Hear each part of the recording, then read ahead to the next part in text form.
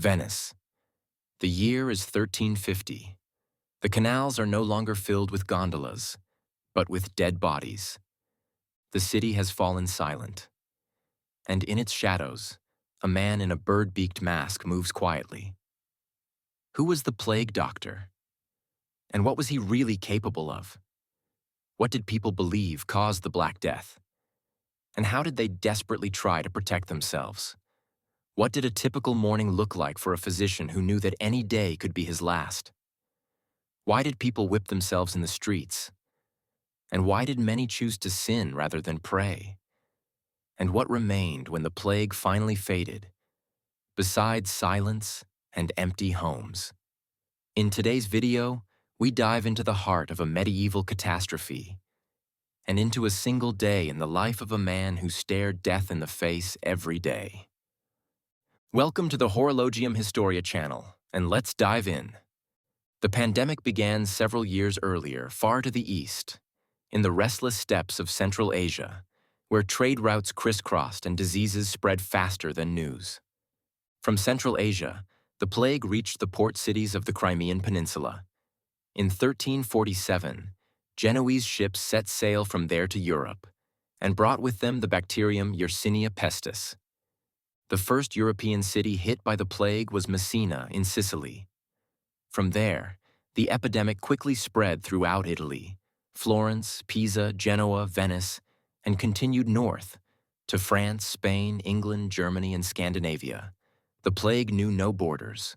It traveled along trade routes, rivers, ships, and in the saddlebags of caravans. Between 1347 and 1351, an estimated 25 to 50 million people died in Europe, roughly 1/3 to 1/2 of the population. Cities became deserted. Villages disappeared from maps. The church lost authority. And among the survivors, fear grew, along with despair and the desperate search for someone to blame.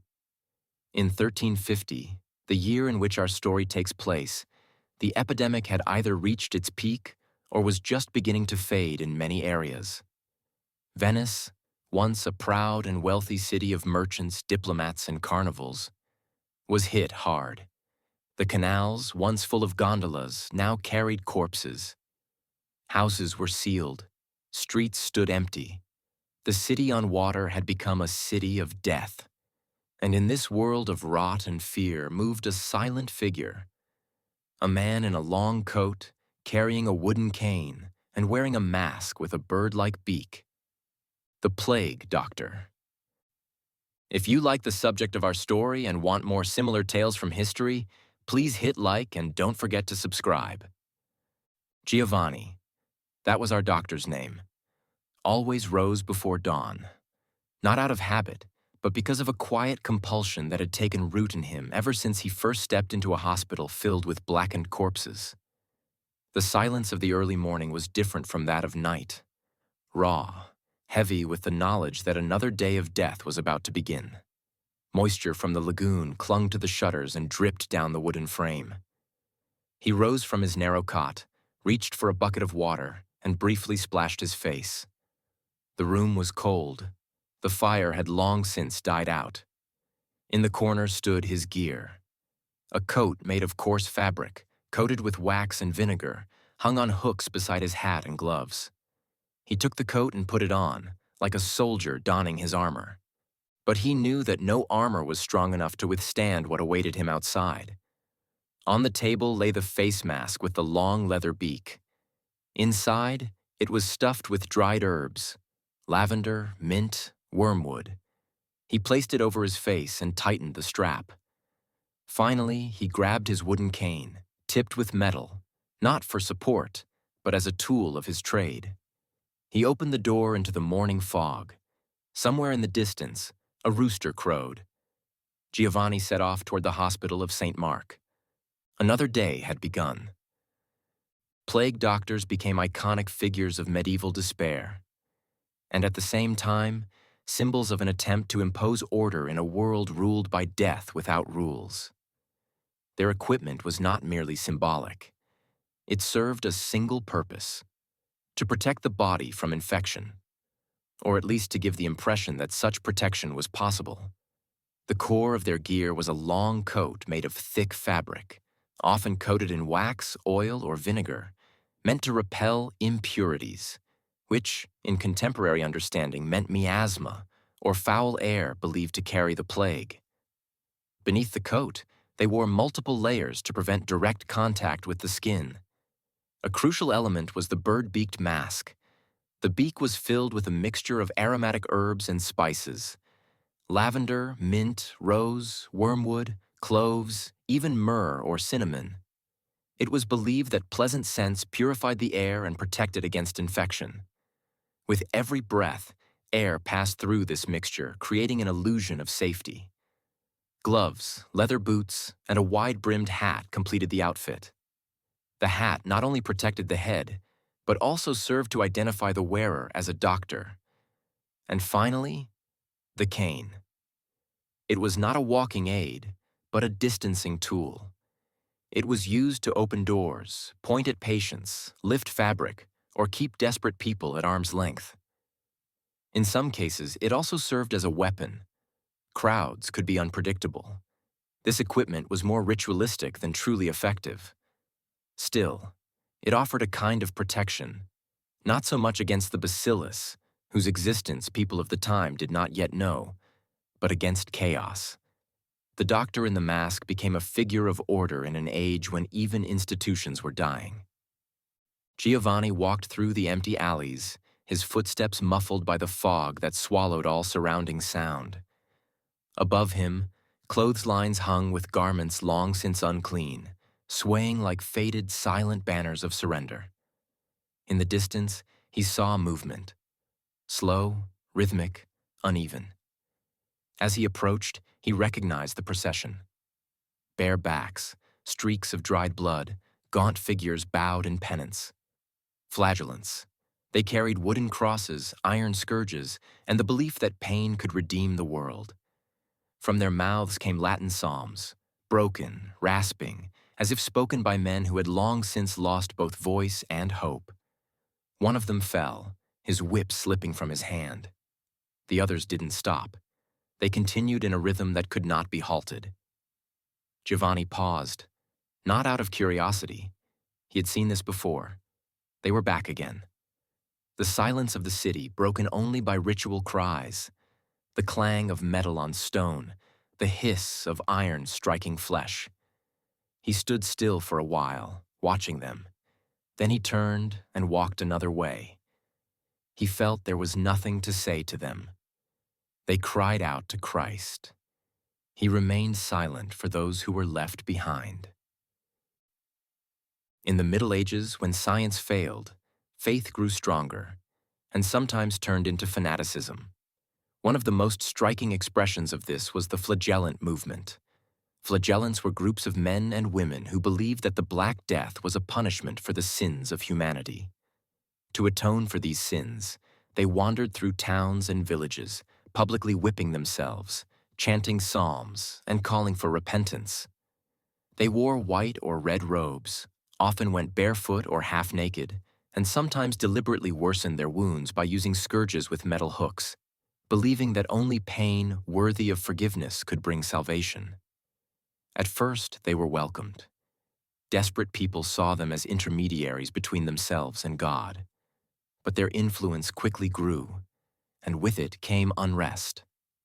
At times, they incited violence against those they deemed sinners, Jews, witches, merchants, or even priests. Church authorities eventually rejected the movement and banned it. Pope Innocent VI officially condemned the flagellants as early as 1349. Still, they remained part of the atmosphere of fear and guilt that surrounded the Black Death. For many, they were a final hope in a world that no longer made sense. Giovanni turned into other alleys, moving away from the procession he had left behind. In this part of the city, the silence was even deeper. Doors were shut, windows darkened, shutters secured with ropes or nails. All that was missing were signs reading, "Stay out, death lives here." On one door, he found a crudely drawn cross, the mark of the infected. The city had stopped pretending to care. It marked, it sealed, it abandoned. Giovanni raised his cane and knocked. Twice. Silence. He didn't expect a response. Slowly, he pushed the door open and stepped inside. The interior was dim.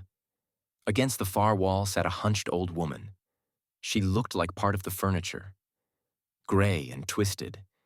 In her arms, she cradled a child, hanging in her lap like a rag doll. She looked at Giovanni, but didn't seem to see him. On the bed near the hearth lay two more children. One was breathing with a wheezing, rasping sound. The other didn't move at all.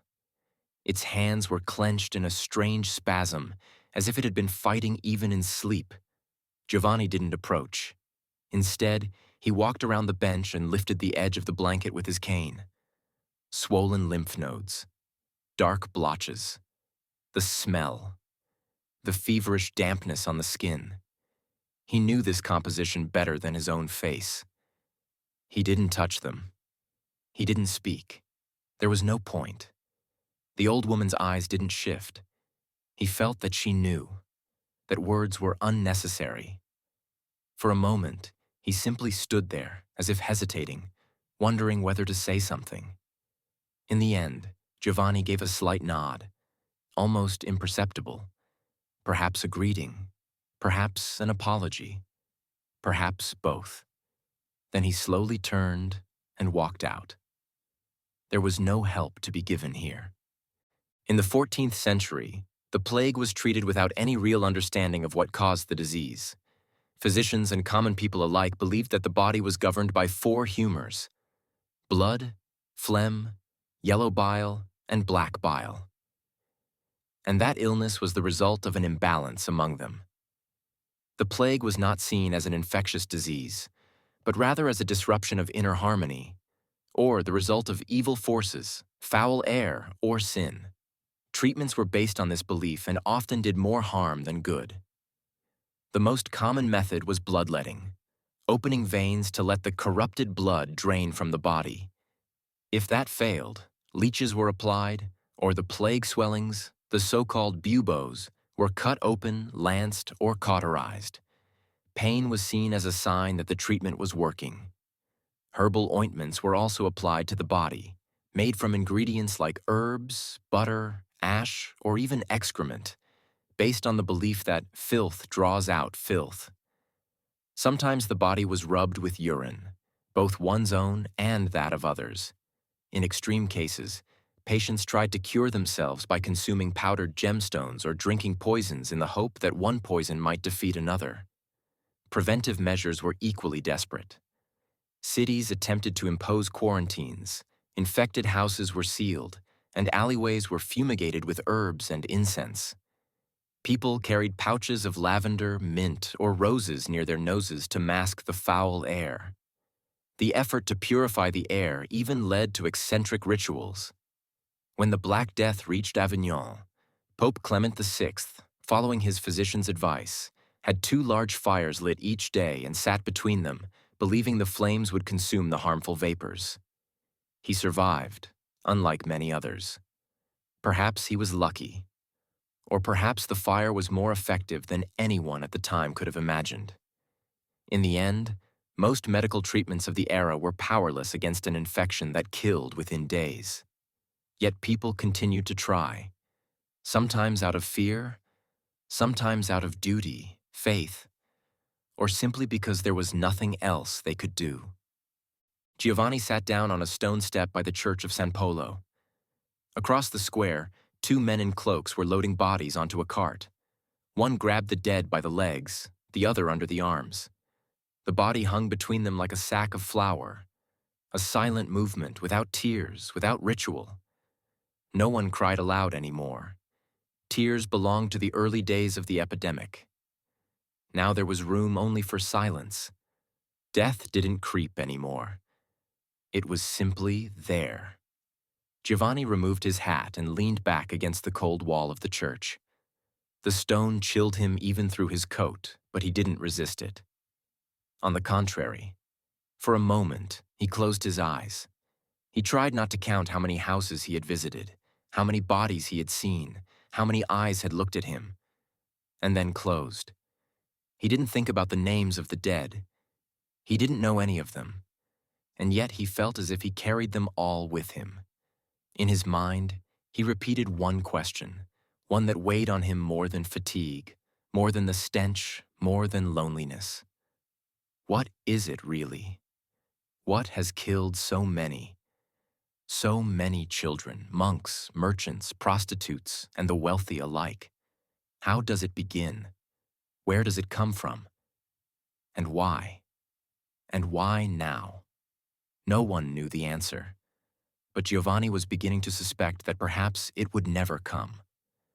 In the 14th century, the plague was not seen as a disease, but as a sign of unrest in the world, divine wrath, cosmic imbalance. That's why the first question most people asked was not, how do we cure it, but what did we do to deserve this? The most widespread belief at the time was that the plague was a punishment for the sins of humanity. People believed that a life of excess, lust, greed, and blasphemy had angered God so deeply that he had unleashed a purifying fire upon the world, invisible yet deadly. Priests called for penitential processions, prayers, and acts of renunciation. In the eyes of many, every infected body was proof of divine justice. Others looked for explanations in nature. A popular theory was miasma, the idea that bad air rose from swamps, corpses, or spoiled food, carrying the plague into the lungs. Protection, it was believed, came from overpowering this air with pleasant smells, incense, or fire.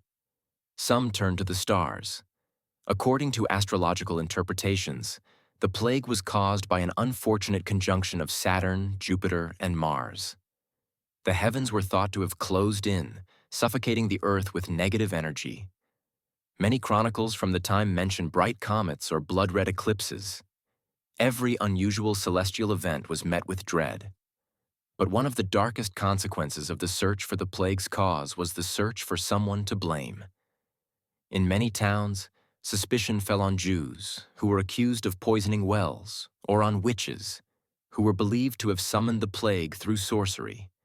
In some regions, such as Germany, France, and Switzerland, this led to waves of pogroms.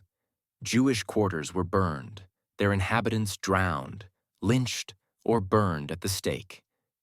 Even though Jewish communities often suffered from the plague just like everyone else, tensions also grew between faith and the emerging medical observations.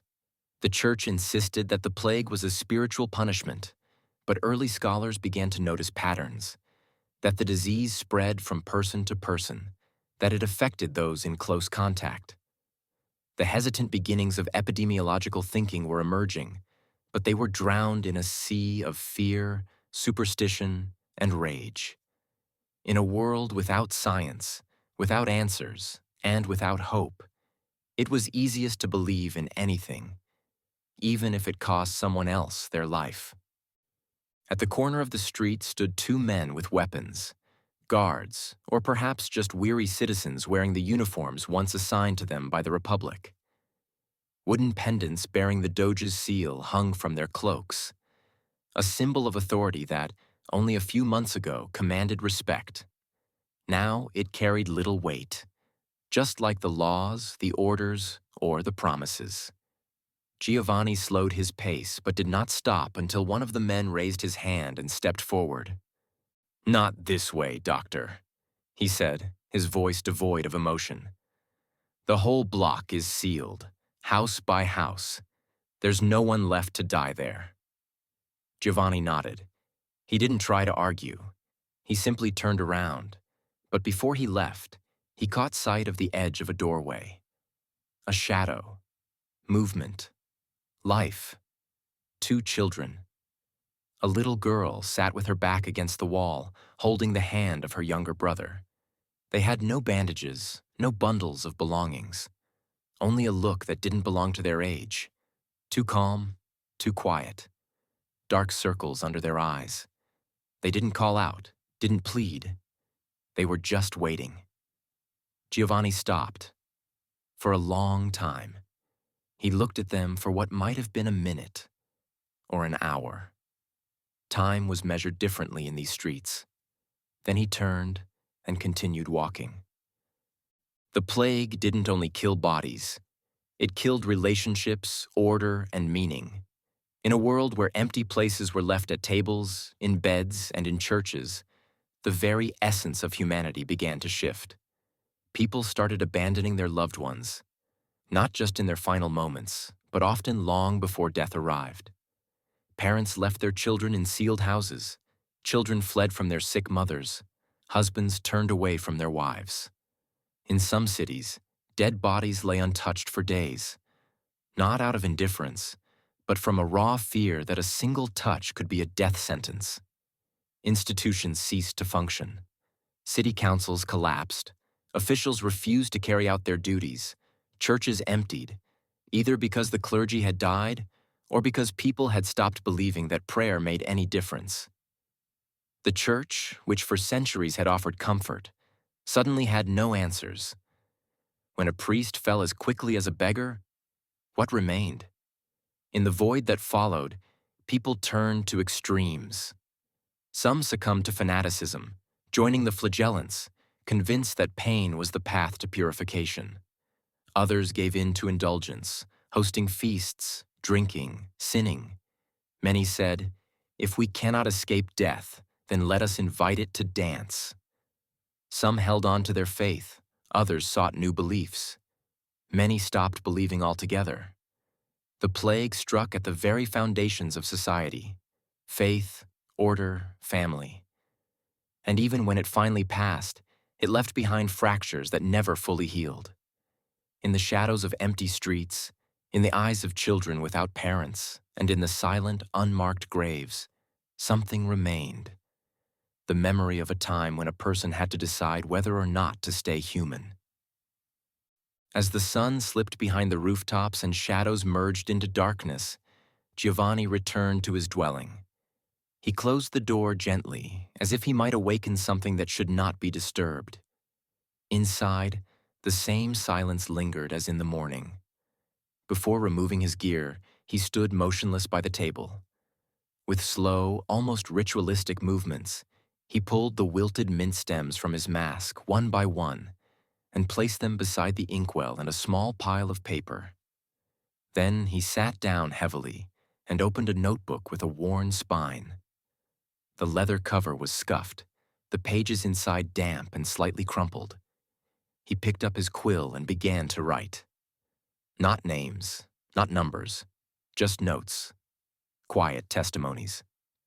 One child had spots behind the ear. Another was cold, yet still breathing. The woman near St. Mark said nothing. He did not write as a doctor, nor as a chronicler, but simply as someone who didn't want those moments to disappear with the people who lived them. Outside, a bell began to toll, and Giovanni lay down to sleep. When the plague finally receded, Europe was no longer the same. It had changed invisibly, but profoundly. The social structure, once grounded in the firm order of the church, the nobility and the labor of serfs, began to crumble. In both cities and the countryside, so many lives had been lost that the entire economic system was disrupted. Suddenly, there were not enough peasants, craftsmen, or servants, and those who had survived could begin to set their own terms. Labor gained value, wages rose, serfdom weakened, and the foundations of feudal certainty began to shake for the first time. Society could no longer rely solely on what had existed before the plague. It began to change, slowly but irreversibly. The growth of towns, the rise of new ideas, the weakening of the church's authority, all of it had its first impulse here, in the shadow of death. But perhaps the greatest transformation lay in how people perceived death itself. Before the plague, death had been expected. It came after a life of hardship, within the rhythm of liturgy and in the presence of a priest. After the plague, death was sudden, anonymous, without ceremony. In place of eternal rest came the mass grave. In place of the last rites, silence.